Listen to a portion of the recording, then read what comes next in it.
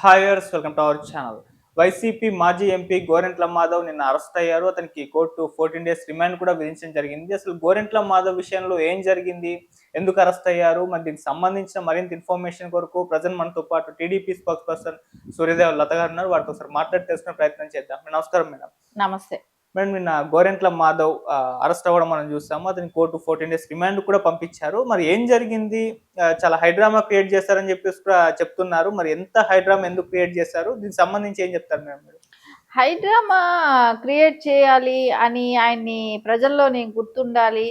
So Jagan గారి దీని దగ్గర ఆయనకి మించి ఏమైనా ఆయన జైలుకి వెళ్తే ఈయన అధ్యక్షుడు కావాలనుకునేంత హోదాకి వెళ్ళిపోవాలనుకున్నాడా ఏమని ఇక్కడ అర్థం కాని విషయం ఒకటే ఉంది.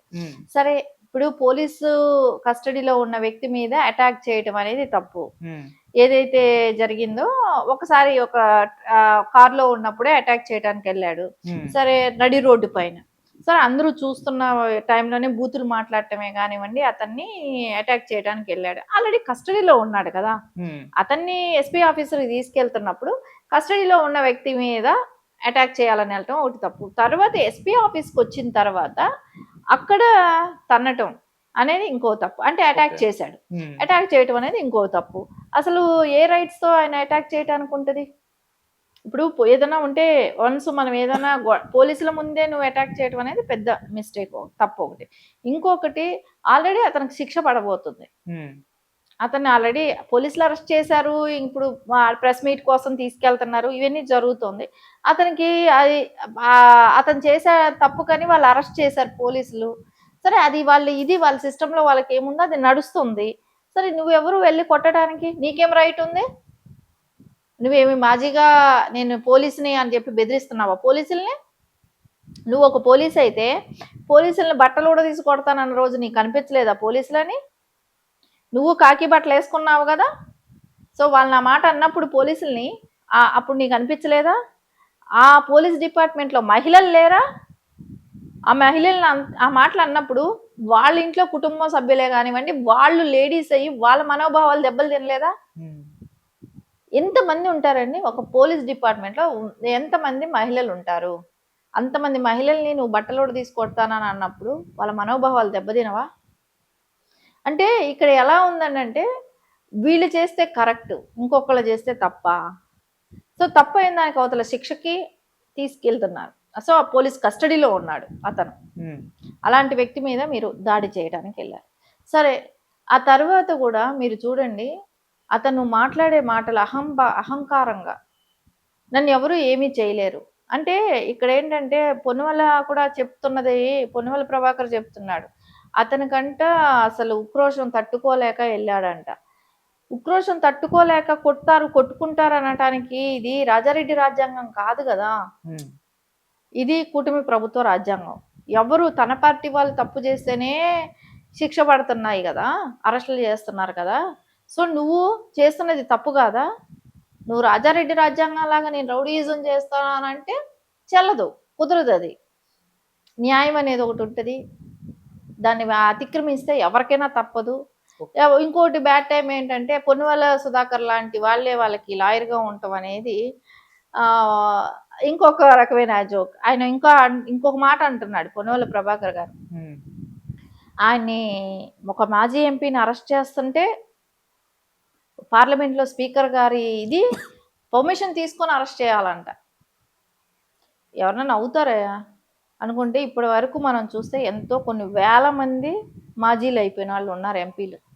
వాళ్ళు చేసే ప్రతి దానికి వెళ్ళి స్పీకర్ దగ్గర పర్మిషన్ తీసుకురారు.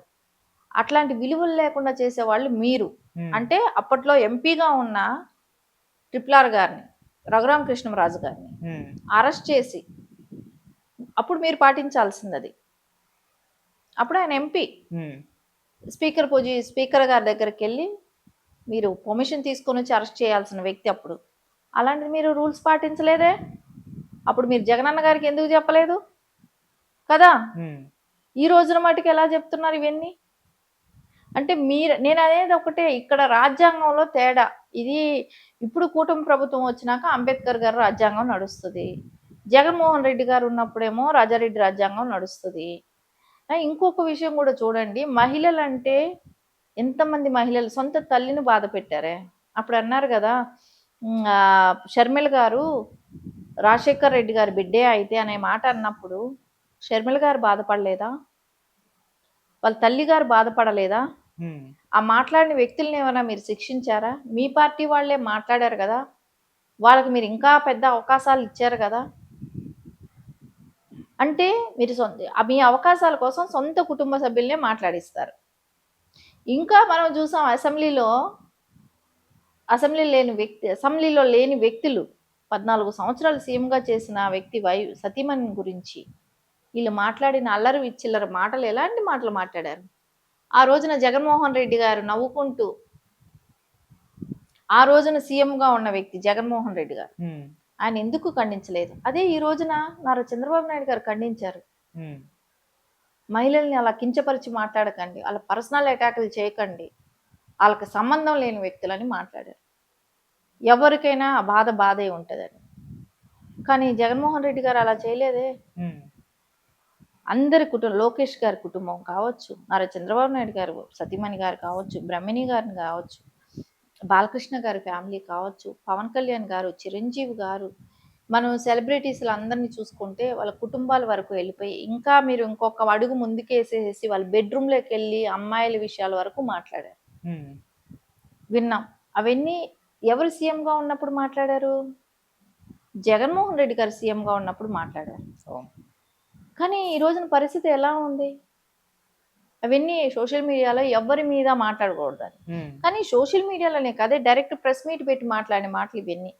ఇంకోటి బహిరంగ సభల్లో కూడా మాట్లాడారు. ఇప్పుడు ఎవరో మాట్లాడితే ఏదో అనుకోవచ్చు. ఒక సీఎంగా ఉన్న వ్యక్తి అప్పుడు జగన్మోహన్ రెడ్డి గారు షర్మిల గారి గురించి ఒక చీర విషయంలో, పసుపు చీర విషయంలో షర్మిల గారిని మాట్లాడలేదా? ఉమ్, ఎవరైనా మాట్లాడతారు, సొంత చెల్లి కదా.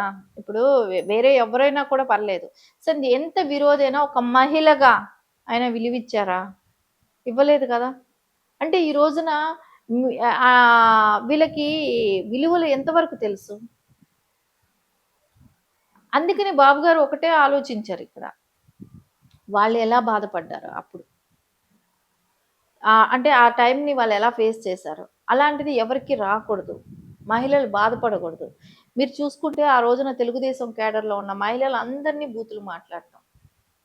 ఏ మహిళని ఇప్పుడు హోమ్ మినిస్టర్